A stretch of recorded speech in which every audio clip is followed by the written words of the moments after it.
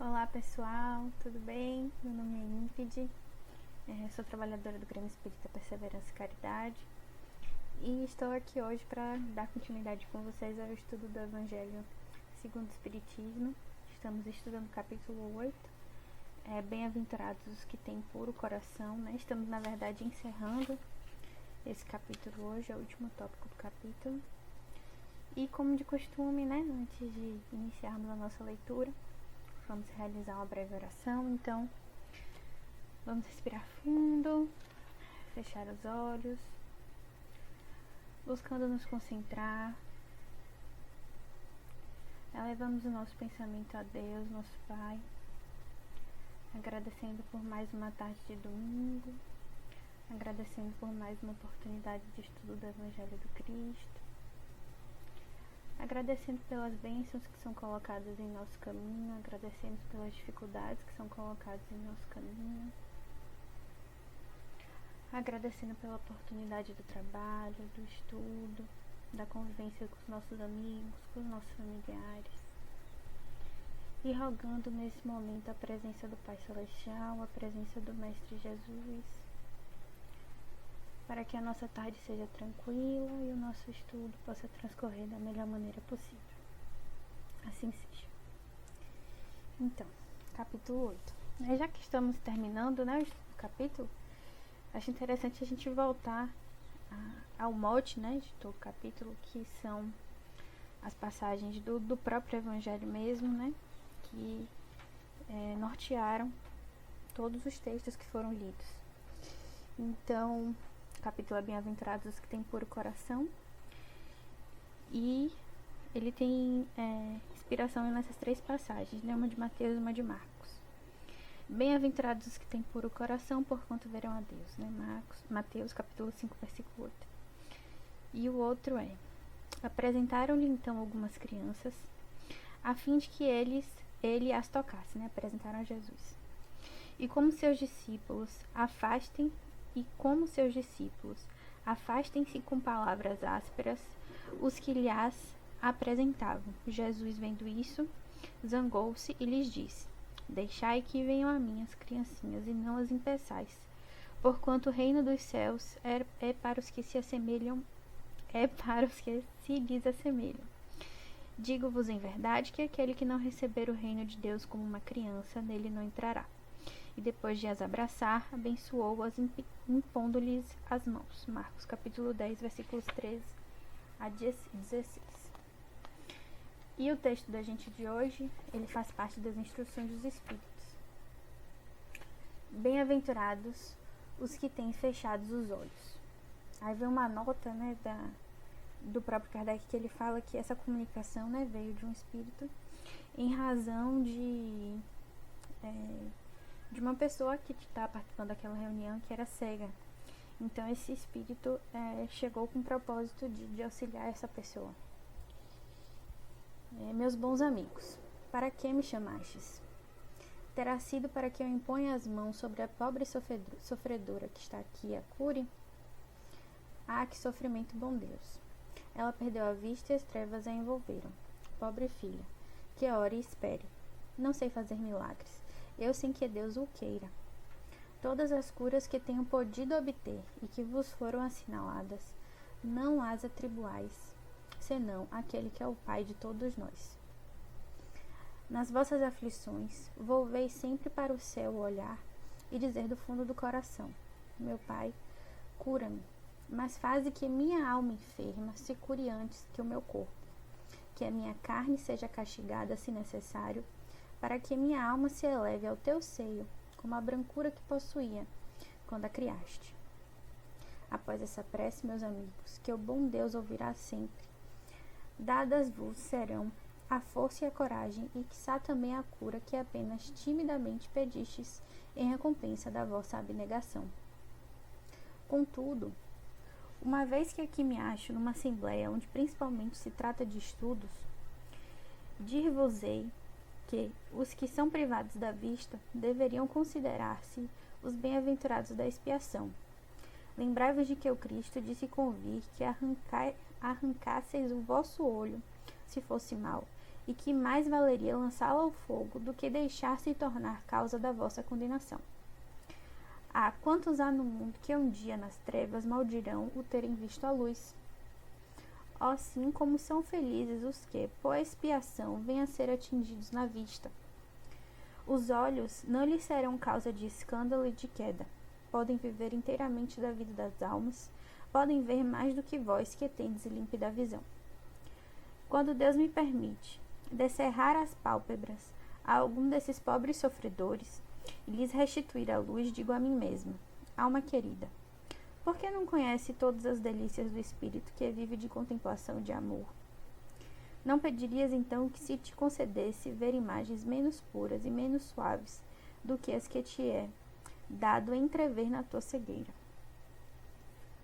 Ó bem-aventurado, o cego que quer viver com Deus, mais ditoso do que vós, que aqui estais, ele sente a felicidade, toca, vê as almas e pode alçar-se com elas às esferas espirituais que nem mesmo os predestinados da terra logram divisar. Abertos os olhos, estão sempre prontos a causar falência da alma. Fechados, estão prontos sempre ao contrário, a fazê-la subir para Deus. Crede-me, bons e caros amigos, a cegueira dos olhos é muitas vezes a verdadeira luz do coração, ao passo que a vista é com frequência o anjo tenebroso que conduz à morte. Agora, algumas palavras dirigidas a ti, minha pobre sofredora. Espera e tem ânimo. Se eu te dissesse, minha filha, teus olhos vão abrir-se, quão jubilosa se sentirias. Mas quem sabe se esse júbilo não ocasionaria a tua perda. Confia no bom Deus, que fez a ventura e permite a tristeza. Farei tudo o que me for consentido a teu favor, mas a teu turno, ora, e ainda mais, pense em tudo quanto acabo de te dizer. Antes que me vá, recebei todos vós aqui, todos vós que aqui vos achais reunidos, a minha bênção. Vianney Curadas, Paris, 1863. Acho que pronunciei certo o nome do espírito. E aí embaixo vai vir a nota, a nota de Kardec a respeito da comunicação. Quando uma aflição não é consequência dos atos da vida presente, deve-se-lhe buscar a causa numa vida anterior. Tudo aquilo que se dá o nome de caprichos da sorte, mais não é do que efeito da justiça de Deus, que não inflige punições arbitrárias, pois quer que a pena esteja sempre em correlação com a falta. Se por sua bondade lançou um véu sobre os nossos atos passados, por outro lado, nos aponta o caminho, dizendo: quem matou a espada, pela espada perecerá. Palavras que se podem traduzir assim: a criatura é sempre punida por aquilo em que pecou. Se, portanto, alguém sofre o tormento da perda da vista, é que esta lhe foi causa de queda. Talvez tenha sido também causa de que outro perdesse a vista, de que alguém haja perdido a vista em consequência do excesso de trabalho que aquele lhe impôs, ou de maus tratos, de falta de cuidados, etc. Nesse caso, passa ele pela pena de talião. É possível que ele próprio, tomado de arrependimento, haja escolhido essa expiação, aplicando a si estas palavras de Jesus: se o teu olho for motivo de escândalo, arranca-o. Bom, essa passagem ela é muito interessante, assim, né? Principalmente pelo fato dessa circunstância especial, né? Pelo que a gente pode compreender. Existe uma pessoa que foi para aquela reunião, né? Com o intuito de receber algum tipo de auxílio, algum tipo de ajuda, e recebeu uma resposta, assim, de resiliência e de resignação, né? Convocando essa pessoa à resiliência e à resignação, assim, de uma forma muito clara, né? E claro que essa mensagem, ela não é apenas para aquela pessoa que estava naquela reunião, mas com certeza para todos os leitores, né? Todas as pessoas que se debruçarem nessa passagem. E ela é bastante clara, né? Ela nos convoca novamente, como em várias passagens do Evangelho. Isso acontece, né? Nos convoca a resiliência, nos convoca a importância da fé, nos relembra da importância que a vida espiritual tem, que a verdadeira vida da gente não é essa, mas a vida espiritual. E nos lembra da misericórdia divina, principalmente. Eu acho que essa é a principal mensagem dessa passagem. Como a gente sabe, né, Deus é a inteligência suprema, a causa primária de todas as coisas, infinitamente bom e justo, e nos ama incondicionalmente, né, um amor que nós não temos condição de compreender, né, nós não temos condição de compreender nem cognitivamente, nem do ponto de vista dos sentimentos, né, nós não somos capazes de reproduzir esse amor, né, nós somos capazes de senti-lo, mas de ter esse amor e compreendê-lo, eu acho que impossível.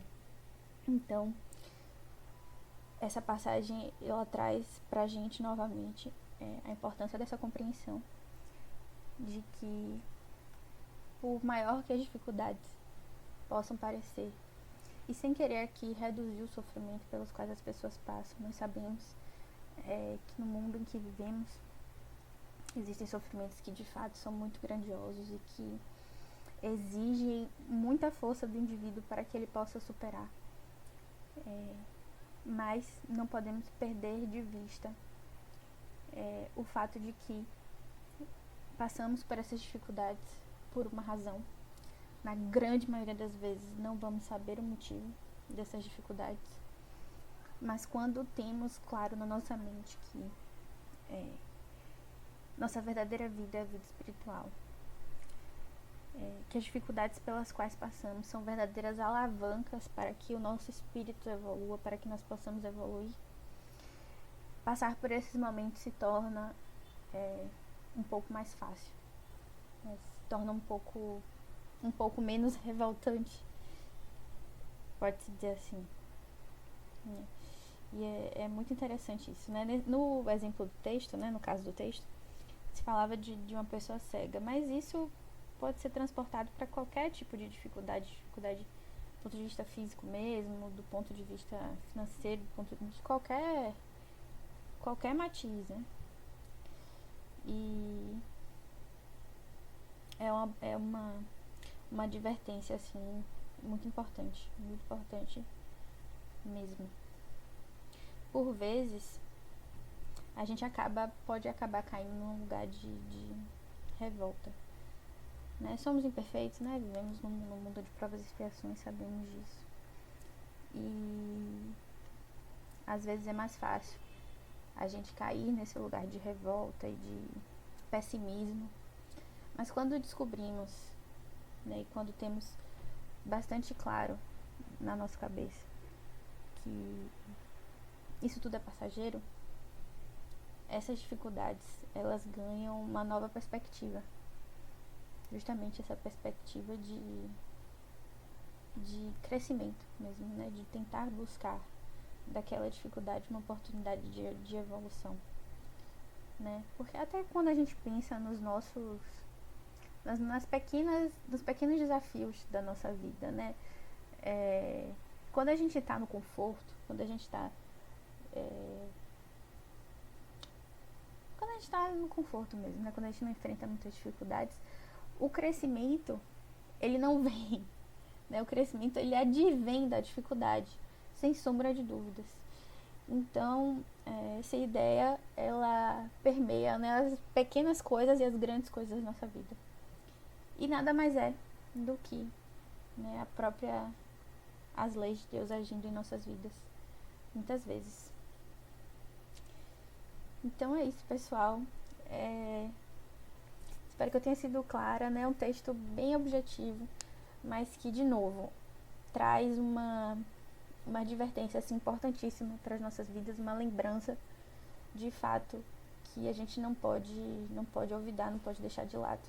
A importância da fé e a consciência que a misericórdia divina age o tempo inteiro em nossas vidas. Então é isso. Vamos então fechar os nossos olhos mais uma vez, buscando nos concentrar, elevando nosso pensamento novamente a Deus, agradecendo por essa tarde de domingo, agradecendo por mais essa oportunidade de estudo do Evangelho do Cristo. E hoje, no dia de hoje, pedimos especialmente ao Pai Celestial resignação, o fortalecimento da nossa fé, para que possamos passar por esses momentos de dificuldade que virão da melhor maneira possível. Que o Mestre Jesus possa sempre se fazer presente em nosso caminho e que as nossas atitudes, os nossos pensamentos possam estar cada vez mais em sintonia com os ensinamentos do Cristo. Que nós possamos ter a clareza nos pensamentos para passar por esses momentos de dificuldade que virão. Pedimos pela nossa semana, que ela possa ser tranquila. E que no próximo domingo possamos estar aqui novamente para dar continuidade ao estudo do Evangelho. Assim seja. Então, pessoal, muito obrigada pela paciência de vocês e no próximo domingo será dada a continuidade ao estudo e vai ser iniciado o estudo do capítulo 9. Bem-aventurados os que são brandos e pacíficos, injúrias e violências. Bom domingo a todos.